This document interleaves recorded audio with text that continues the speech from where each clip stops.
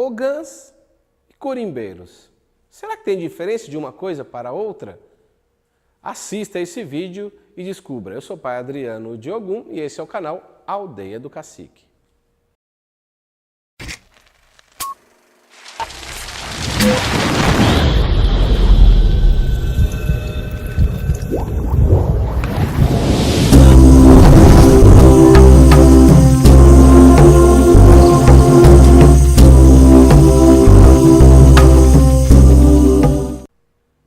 Vamos lá, esse é um tema que muitos acabam conversando e muitos acham que o termo ogã ou o termo curimbeiro é a mesma coisa.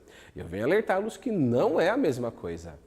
O termo ogã é um termo utilizado muito mais no candomblé, então aos nossos irmãos do candomblé.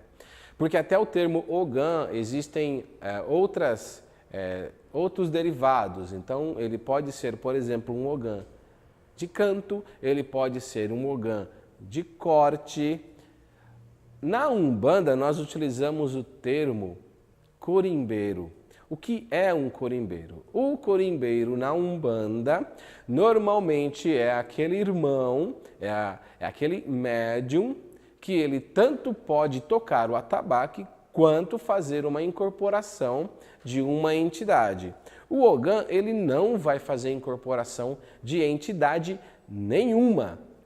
Na Umbanda, como eu falei, então será permitido, o corimbeiro, que é o termo mais correto de ser utilizado, ele pode fazer as incorporações, ele pode tocar um atabaque e ele pode cantar, Na verdade, todos em nossa religião podem cantar.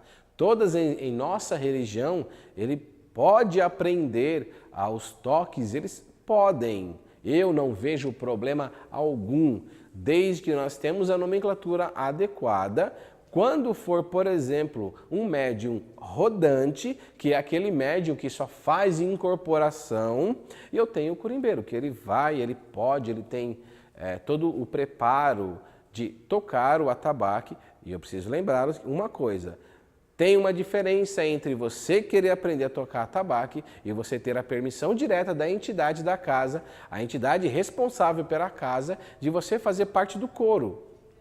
Aqui na casa que eu trabalho, o dono do coro é o seu Sete Laços, é o boiadeiro que eu trabalho. Ele sempre, na maioria das vezes, parte dele autorizar determinado médium ou autorizar qualquer pessoa de pôr a mão no coro. Então ele começa a fazer, ele vai fazer um cruzamento das mãos, ele vai cruzar a mão, como se fosse uma autorização para ele colocar a mão no coro. E além disso, existem alguns outros rituais que fazem parte da nossa casa, para todos os corimbeiros, além dos cursos, além desse curimbeiro ele ter que aprender todas as doutrinas, todos os pontos, todos os toques que são tocados na casa, ele tem que ter autorização do chefe maior. No caso, falando dos atabaques, aqui o orixá, a entidade, quem cuida, a entidade que rege, que cuida especificamente do coro, é os seus Sete Laços, que é o boiadeiro que eu trabalho, como eu falei há alguns segundos atrás. Seja como for, você deve chegar então até o seu zelador, até o seu pai de santo, até o seu sacerdote espiritual, e explicar que, por exemplo, você tem a vontade de querer aprender, e ele vai ver se você tem uma mão de coro ou se você não tem uma mão de coro. E ele pode então dizer, por exemplo, você não tem autorização de tocar durante as giras, porém você tem todo o direito de se aprender os toques, porque assim você quer aprender a tocar o atabaque.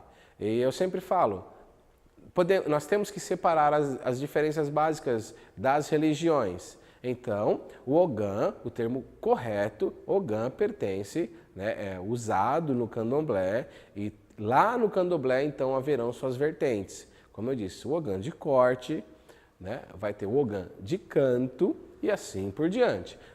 Por exemplo, o ogã de corte, a função maior dele é quando há os sacrifícios de animais, é ele quem vai fazer o corte junto com o sacerdote. Já o ogã de canto, ele vai fazer a entoada das cantigas. Até nisso tem diferença do candomblé para a Umbanda, enquanto que na Umbanda nós chamamos de ponto, no candomblé existem as cantigas, existem as rezas. Então tudo ao seu lugar, tudo separadinho. Eu sou o pai Adriano de Ogum, eu espero que eu tenha ajudado vocês na separação dos nomes ogãs e curimbeiro. Se você é ogã, normalmente você não vai incorporar. Se você é curimbeiro, você pode tanto incorporar quanto tocar o atabaque nas giras, se assim a entidade permitir que você toque. Sou Padre Adriano de Ogum, esse é o canal Aldeia do Cacique e nos vemos no próximo vídeo. E se você gostou, dê um like, compartilhe nas redes sociais e até mais.